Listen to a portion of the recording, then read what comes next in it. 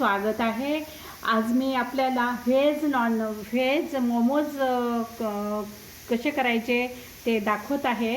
आणि आता मी प्रमाण घेतलेलं आहे हे असे की अर्धा किलो शिमला मिरची घेतली आहे, अर्धा किलो आपला पत्ताकोबी घेतलेला आहे आणि अर्धा किलो गाजर घेतले आहेत। गाजर मी बारीक स्वच्छ 3 पाण्याने धुवून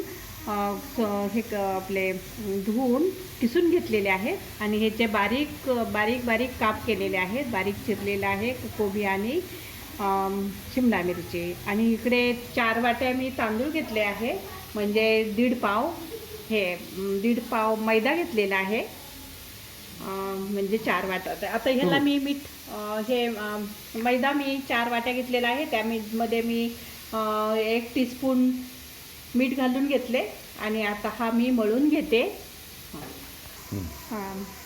4 वाटी मैदा मी मळून घेतलेला आहे, त्याला तेलाचा हात लावून मी आता ह्याला अर्धा तास रेस्ट करायला ठेवते। त्यानंतर मोमोजला घेईल। आता इकडे घ्या,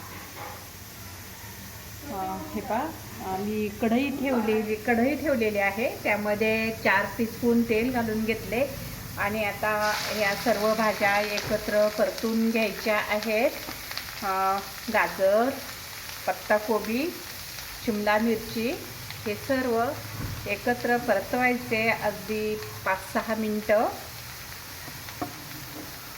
थोडेसे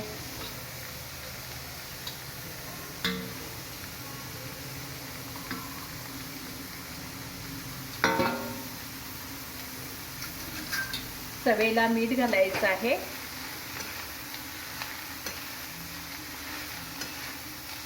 मी 2 कांदे घातलेले आहेत बारीक स्लाइस करून, गोल चिरून। आणि आता हे पहा एक टेबलस्पून मी मीठ घालत आहे चवेला आणि यामध्ये मी सोया सॉस घालत आहे। हे पहा हा सोया सॉस मी 3 टेबलस्पून घालते, यामुळे टेस्ट चांगली लागते। 4 घालते, कारण की हे जास्त असेल तर याची टेस्ट चांगली लागते। आणि हे पहा ग्रीन चिली सॉस घालते 4 टेबलस्पून।